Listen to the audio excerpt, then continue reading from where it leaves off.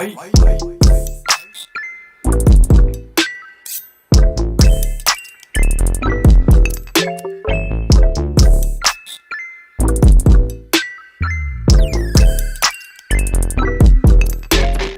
guys, welcome back to MLW Network. Today we are going over the Gators and Cobras recap. Today I have joined with me, I have Banner, Connor the Cobras fan, and Dark. Everybody say hello. What's up? Hello. What's going on, guys? So yeah, kind of a, just going to be a little bit of a breakdown of the whole series in general and just our thoughts over what happened, maybe predictions for the future for both of these teams a little bit. But yeah, let's go ahead and jump into it. So if you haven't watched, go ahead and watch. I'm going to spoil it in 3, 2, 1. So the Cobras won the series 2-1 after some insane games. First game was taken by the Cobras 5-1. Next game was 14-13. And then the third game was 0-1 to the Gators. So, Connor, as a Cobras fan, what was your big takeaways from the game? My big takeaway is that Drew has gotten a lot of criticism over the offseason, and he is about to prove everyone wrong. His hitting looked insane. In fact, I'll just say this: the entire Cobras lineup looks like it has the potential to be the best hitting lineup in the league. And Bernowski, once he got settled in, looked like a very solid number 2 arm. So I feel like the season looks bright for us. I'll leave it at that. Yeah, yeah. Dark. What do you have? What do you also think about the season for the Cobras? I mean, it's looking very good for the Cobras. I mean, their four main hitters. I mean, no slander to us, obviously, but their four main hitters all look like they were able to rack up some very nice hits. Drew had the 2 homers. Flynn and Andy and Brendan were all getting some consistent knocks. Drew's pitching was great. Obviously, I mean, he threw no hitter game 1. And then took himself out in game 2, even though he was still doing pretty well. Baranowski, his pitching looked good, but I would love to see, other than that one drop, I'd love to see a little more movement on his pitches. But, the Cobras, they definitely look like they could be a top 2 team in the AL this year. Yeah, for sure. Banner, what do you think about the Cobras so far after this series? Yeah, the Cobras. I really think that they're going to have a good season. Last season they definitely underperformed. They had 3 all-star caliber players, and then they added Baranowski, who you could talk about his pitching, but I was really impressed by his hitting. He was able to get on base every time, get a lot of RBIs. And I really think going forward they're going to be a team to watch. Yeah, for sure. Let's go into a little bit of the Gators. What do you guys think about kind of their very slow start to the season?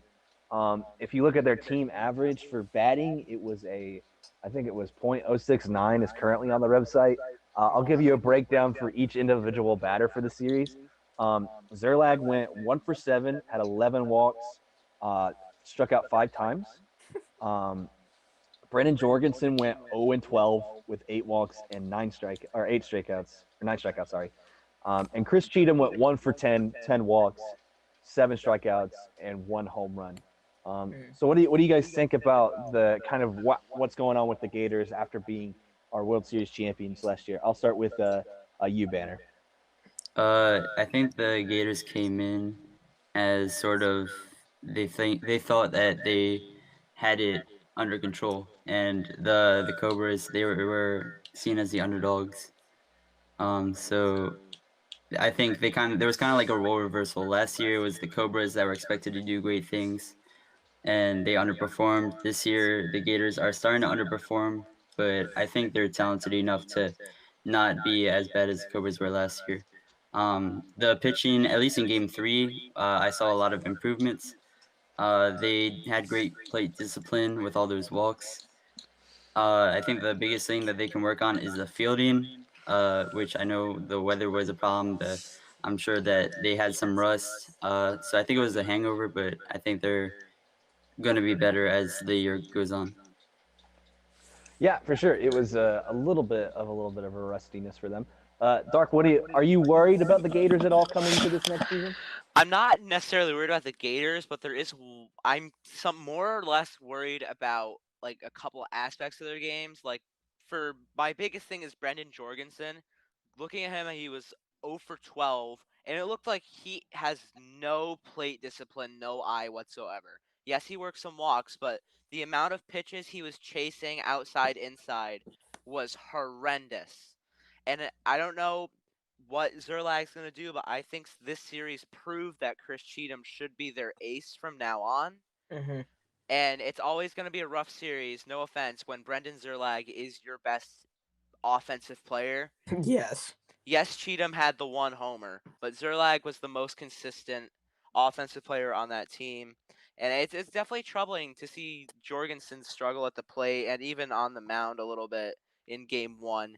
So yeah, they're talented enough to where if Cheatham starts taking 2 out of 3 games instead of Jorgie, they can 100% still bounce back, get a top 2 seed in the NL.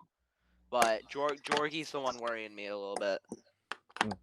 Yeah, Connor, how would you also respond to kind of what Dark said about the Gators kind of being a lackluster under this? Do you think it's just kind of like first game jitters? Do you think maybe that Brendan Zerlag is probably improved a lot, or maybe is it a combination of two? What do you think?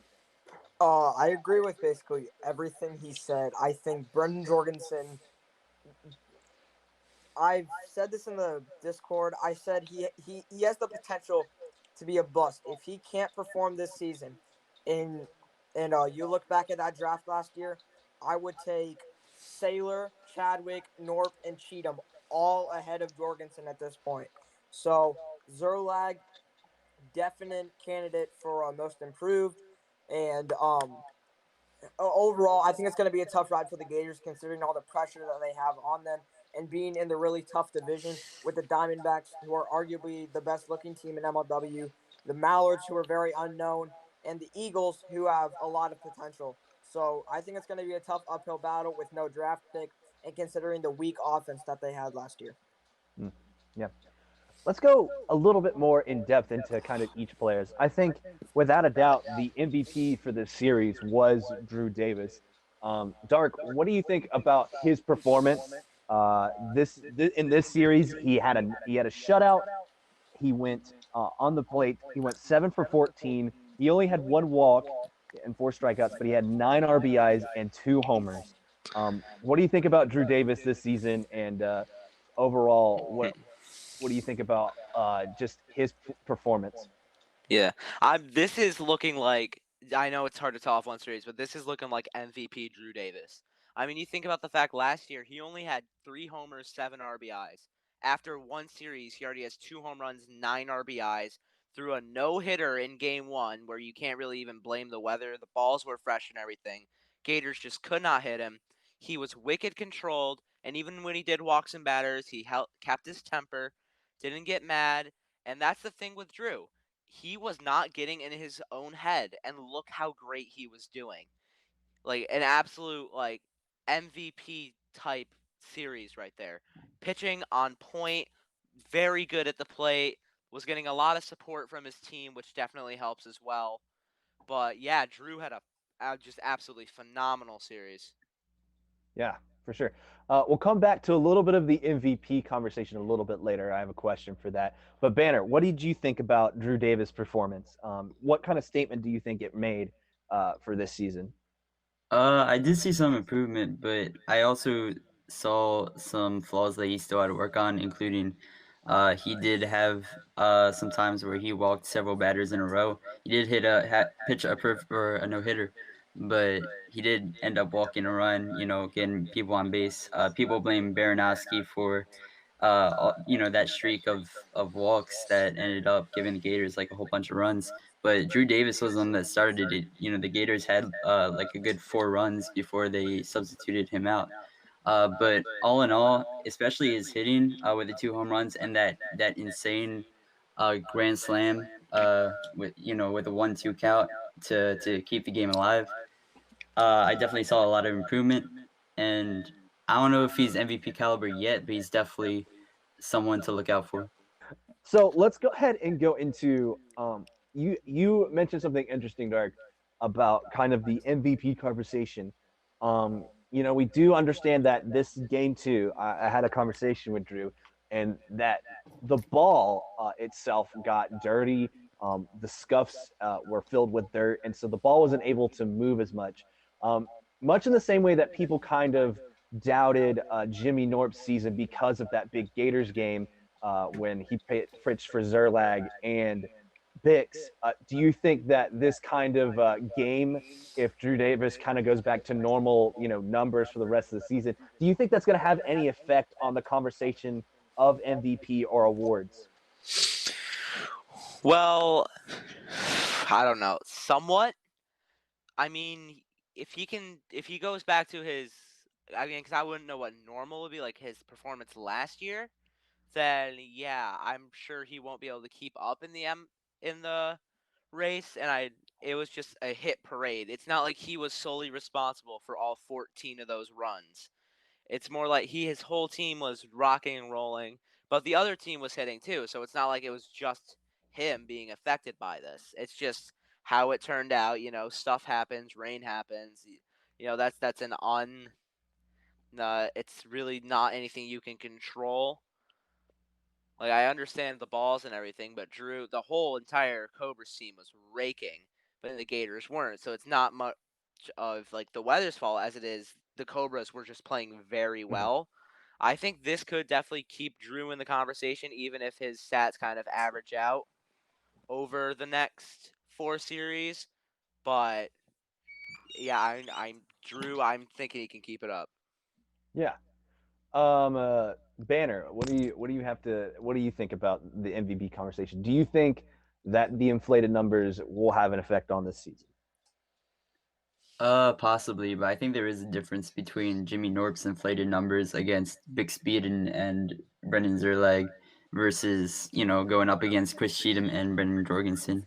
Because you could blame the weather, but the Cobras still looked a lot better than the Gators, under the same conditions. So overall, I think it's a good start. I doubt that this season, Drew Davis goes back to his 2020 self. I think he'll be a lot better because he had to deal with all the talk and all the hate uh, that came upon him this past season. He definitely looks like he has a chip on his shoulder, so I expect big things from him. Yeah. Hey, what's up, Biggie? Yo, what's up? You there? Yo, good to have you on, man. What was your kind of takeaways from the Cobras Gator series? What did you like? What were your thoughts over the whole thing? I think the Cobras, I think Baranowski's definitely the missing piece. I think seeing Drew do really well. I think he had a lot less pressure on his back in that game. I think he felt a lot more calm, and he had a lot more options for pitching. So overall, he played, I think, one of the best games I've seen him play in a while. Yeah, for sure. Kind of going into that, going into kind of the supporting cast for the Cobras, it felt a lot more complete with Baranowski in the lineup. I felt like they didn't have as much pressure to perform. That being Sean and Durand. I mean, they were also playing lights out, though. Let's not forget, Drew probably got a lot of the uh, praise for getting the clutch grand slam and things like that. But let's not forget that Sean and Andy played absolutely amazing as well. Yeah. So, Dark, what do you think about the Cobra supporting cast and how that's going to fit into their season? I've always been saying that Sean Flynn is definitely one of the best complementary pieces in the league, and he showed that his specialty, getting on base, contact hitting, and drawing walks, he did that exceptionally well. Andy was raking at the plate as he's been known to be an offensive juggernaut. No homers, but I like seeing the more consistent contact from him. And both of them, using their speed, flying around the bases, jumping over balls. It was exciting to see. And it was Yeah. nice to see them support Drew. I mean, I'm not going to say they didn't last year because both guys batted above 250 last year, I believe. But it was It was nice to see them supporting Drew. Yeah, it felt a lot more like of a complete team. You know, it This felt is like what the 2020 Cobras was supposed to be. yeah, for sure. Yeah, Banner, what did you have to think? What did you think about the Cobras and their supporting cast right now? I mean, this is easily, like, without a question, the best four in the MLW.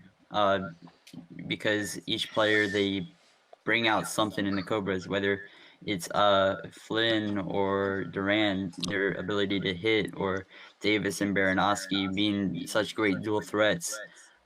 I think, there are some doubts in terms of whether or not they have the good mental ability to win a championship, but in terms of skill, there's not a better four in the league.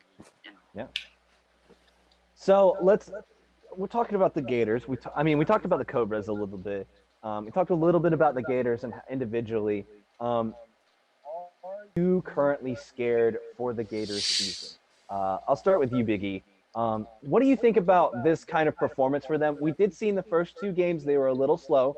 However, they did really bring it down in the third game. You know, it was an 0-1 victory. And I think that takes a lot of mental fortitude. You know, it shows why they were able to come back from such big losses in the season and during the playoffs. You know, they were still able to do that. What do you think about the Gators for this season? Are you worried at all? I think they're gonna settle in nicely. To be honest, I think they're gonna settle down a bit. They've got a big target on their backs. Obviously, playing probably one of the most hyped teams in the league. They just couldn't figure out how to get in Drew's head. This is a really good Cobra squad, so I'm not very worried about them competing this year. I think once Brendan Jorgensen and there was one point in the game, I can't remember what game it was, but it was just hit, hit, hit, hit. It wasn't. It was just contact, contact. Once they can find like a spot to put that ball in the strike zone, I think they can settle in, and the Gators will do just fine. Yeah. Dark, what do you think about the Gators this season? Are you worried at all? Do you think this is kind of a one-time performance? Do you, yeah. It's a little bit concerning, just, and as I was saying before, was the prove it series that Chris Cheatham should 100% be their 2 out of 3 game starter. He should be the ace for this team, doing 1-2, 1-3. He looked a lot better than Jorgie on the mound, like comparing game 1 to game 3, if we're taking away the whole dirty ball factor. Chris, once he was on, where Jorgensen, even if you watch the spring training video as well, he was looking very rusty on the mound. And it looked like he was experimenting with some new arm angles, new pitches. He looked pretty rusty, and especially they just need to pick up the offense. I mean, like I said before, Zerlag was arguably their best offensive player. Jorgie needs to get a little more discipline at the plate, stop swinging at pitches inside, outside, because he was all over the place, pitching and hitting wise. But I'm not scared. They have a somewhat easy schedule coming up because their other AL opponent is the Magic, who they should handle somewhat easily. Then they have the 3 other NL teams, which I think they can get good wins over the likes of Eagles and the Mallards. Get one against the D-backs too. I'm not that concerned for them, but just I'm less concerned for the Gators and more concerned about Brendan Jorgensen. Okay. Yeah, for sure. I understand that. Yeah. Speaking of the Magic, you know that's another game that's a kind of a little bit of a rivalry game since Jorgensen and especially Cheatham. I was talking to Cheatham about it. Really calls Oh yeah, Cheatham is praise to wicked Chadwick excited to play with Chatty. Yeah. Yeah, his arch nemesis of the MLW is what he called Chadwick. So I love that. A little bit of a friendly rivalry going between them. But Banner, what about you? Do you have any worry about the Gators in general, or or is this just kind of a one-off thing? I mean, absolutely, because when I watched them play, it kind of reminded me of the Cobras from last season. I mean, this was a team that was the number 1 ranked team in the power rankings. They were expected to really, sweep the floor, the whole season. With Cheatham, how amazing he looked in the playoffs, and Jorgensen definitely did not look as good as he could have been.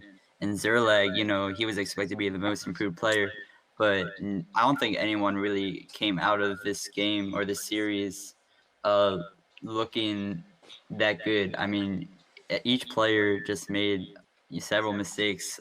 Jorgensen was horrible on the plate. Cheatham had that horrible pitching game in game two, and Zerlag, he had a couple fielding errors. So overall, I don't think anyone really came out looking good, and it does kind of worry me because this is a team that is supposed to be the most dominant team in the MLW. It's definitely a cause for concern to lose to a team that was the worst team in the league last year. Yeah, I definitely get that.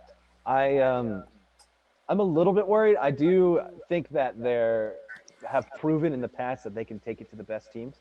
Um, Something interesting that I think that just goes about the Cobras though as well is that I mean the Cobras are definitely a team that feed off of each other's energy. I mean when they are hot, they are hot.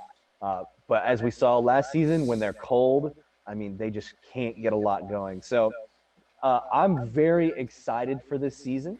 Uh, and any kind of closing thoughts? I'll start with you, Biggie, for kind of like what to expect for the rest of the season. Has your opinions changed on the Cobras or Gators at all, or are you still keeping with where you think they're going to be if they're high or low?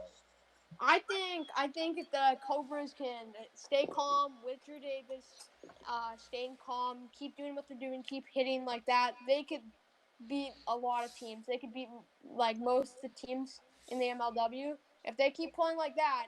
Obviously, we've only seen them play, that first series. I want to see them play a couple more, see how they do. It's kind of early to say, but right now, looking at them, it's hard to say.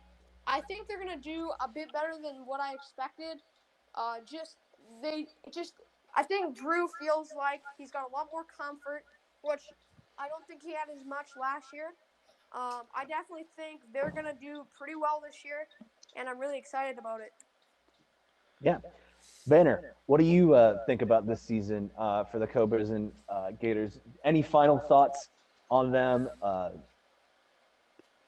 Yeah, I'm very excited for the Cobras because on paper they're the most exciting team in the MLW. Whether or not they can live up to those expectations, I mean, we'll just have to figure that out. As the season moves forward. But the Gators, I'm so excited for them. I'm still on the Zerlag bandwagon for most improved player. But definitely disappointing performance by the Gators, and they better hope they don't lose anyone because if they have to have big speed in play, I just think bad things are coming. So hopefully the three can stay healthy. Hmm. But yeah, for the Cobras, I expect them to challenge the Wildcats and the Preds because they are the most skilled team in the MLW. Yeah, kind of speaking to that, a little bit of the like expectations. It's kind of like, although we do have those expectations for the Cobras, we knew they were going to be good. You know, I mean, could they also pull what they did last season? Where we thought they were going to be really good, and they came out the first game, played amazing, and then the rest of the season kind of went downhill from there. They're going to have to, definitely going to have to keep that cool mantra, making sure they're level headed throughout the season. But yeah, That's what Dark, they have kind Gus of, for, right? yeah. Dark, to kind of wrap us up, what do you think about this season? Do you have any changed expectations after this? Or are you still keeping kind of level headed where you were with I your mean, opinion? I still believe, and I said before the season, I think the Cobras will be the second best team in the American League, and I'm standing by that. I just think partially it has something to do with Drew. His expectations for himself don't have to be as high, especially on the mound, because last year the other pitching options were shaky. This year he kind of has a little security blanket on the mound in Brendan Barnoski, and as long as they can keep breaking, because figure, I think Sean batted like 298. Duran was around like 260. Like they had a very good average last year. It was really the pitching that hurt them. Drew can use Barnowski sort of stay out of his own head because he knows like, hey, if I do bad, it's fine. I got Brendan. He can come in. It's all good. Brendan Barnowski, like I said, let's see a little more movement but I think part of it had to do with the mud getting in the little crevices in the ball when you scuff it. And I have high expectations for the Cobras. Gators, as much as they started slow, I still think they can do very well. Like I said, with the remaining schedule, they can rattle off some good wins. I would just love to see Cheatham getting more innings than Jorgensen every series because he has basically proven between the end of last year and now this first series that he is the superior pitcher. Jorgensen kind of got to prove himself, especially at the plate. He can't be swinging at those pitches. And I'm still, along with Banner, I'm on the Zerlag for most improved player Oh yeah. bandwagon. And also, one more point to add. We want more Gus. Yeah, Gus homers. Gus We homers. need at least one Gus bomb this year, Yeah. or else the That entire is- season is a disappointment. Or at least see him Yeah. play in the field or something, or else the entire season would be disappointing. Yeah, Let that's- Gus pitch. Let Gus pitch. Yeah, Oh if my they're gosh. yeah, if they take like a big lead in a game, like if they clinch the like God forbid they like clinch a playoff spot, and then heading into the last season, the game of the season, where it doesn't really matter, just let them pitch Gus. It'd be hilarious. We just need more Anthony Gus. Rizzo. Yeah, right. Furthermore- Pretty much. Just need more Yeah. Gus action for this He's- to we be gotta- the we best gotta season of all develop- time. Just like in the same way, you develop a meme, you make it good. You've got to develop your player in Gus. So that Yeah. way we can have 'Cause, the I mean- greatest meme of all time. Do you know how awesome it's gonna be? All the meme compilations of just Gus just hitting bombs. Yeah, I mean he went 0 for 2, but he had some wicked solid contact, and unfortunately it was like right down the first base line to Zerlag. Yeah. So, but he You had gotta some get He's very the Gus only in the one in All-Star that game. game that only got 2 at bats as well. It's unfortunate. Yeah. Yeah, we want more Gus. So Drew, 100%. you're the one who requested this. So you better listen. Listen to the fans. They know what they want, and that's Gus. Yes. So, yeah, I think that's pretty much all that we can talk about. This is a really good conversation. Mm. Definitely looking forward to our next series. We will be also be recapping the Eagles D-back series, which is going to be happening next Friday. Wicked excited for Man Bun Norp to come out. For A y'all lot who of don't- question for y'all marks. Who don't know. Yeah, I can't probably wait to the see what highest Beard expect- Daniel's gonna support. Yeah, I can't wait to see. I cannot wait to see Dan. Who the Eagles bring, if they can bring Allen or Walker, if how. I'm actually wicked excited also for how Clayton looks now. That's like I'm hyped for that. I want to see how Clayton looks because he should be. They said he's 100%. So if we can see a little return of old Clayton Price, that'd be great. And then Yeah. obviously the D-backs, Norp with the man bun. You never know; it might give him superpowers. And for those who don't know the story behind Man Bun Norp, it's basically he made a bet with Warda on stream that if him and Crash won a Fortnite game, he would rock a man bun for his first series, and they won. So he'll be wearing a man bun, which Should have is done cornrows. Yeah, Oh no. I know it should have been cornrows. Yeah, no, but I love. Obviously, I'm a huge. I'm on the D-backs bandwagon. Obviously, I'm a Magic fan, but I still believe they can do great things. Norp's gonna Norp. Jonah Heath looks great. Ben Wilson is gonna do his thing in the field and at the plate, and I am on the Michael Shima bandwagon. So I don't know. I feel like Banner, you a Man Bun's D-back gonna. fan? Yeah, well, I'm a big Jimmy Nork fan. Although I'm scared that the Man Bun's gonna take all his powers. no, it's gonna be like Hoodie. It's gonna be like It Hoodie just Mellow. restrains the lipsicum, the Yeah, Timlin. exactly. No, it's gonna be like Hoodie Mellow. It's gonna make a good player even better. Hoodie I mellow. hope so. I mean, probably I think probably 2 of the highest expectation teams. Yeah, two of the but teams in with like the most opposite question ways. marks. Yeah, Yeah, right? opposite ways. Really big high expectations for the D-backs this season, and probably like the other way around, like no expectations for the Eagles. Like Pretty everyone much every analyst has pretty much put them in the bottom as for their this season. 7th in the power rankings ahead of the Magic, and sometimes even behind them. I don't know. It's basically the team with the highest expectations versus the team with we don't know what to expect because they have so many question marks. Yeah. Well, Mhm. the funny part that I've noticed is that the last 2 drafts we've added so much talent. Like the Eagles roster, they had Waylon and Smith and Daniel, and they played the Preds in the finals, right? And now they're pretty much the same lineup, and they're basically the bottom of the league. That shows how much these drafts do in terms of talent. Yeah, and it Mhm. also shows that within the next couple years, you gotta expand. Yeah, Have to. for sure. Oh yeah. Lucy a chance, man. Give him a chance. Maybe not. Yeah, Give Tamalka a chance, if anything. give Tamalka a chance. Yeah, Yeah. well, I think that's just gonna do us for the video, guys. Thank you so much for watching. Hopefully, this has given you guys a good kind of deep dive into the season and our opinions on it. Very excited to see what happens. Definitely a good start for the Cobras. Border And just yeah, went live. yeah, Warda just went live, so make sure you Chilling, follow. watching opening day. Watch all the socials for MLW Wiffle, and yeah, let's get it off here and clip Warda saying some things about the teams. So yeah, Woo. thank you so much for watching. Like and subscribe, and we'll see you all later. So yeah. Bye, Bye. guys. Yeah. Bye.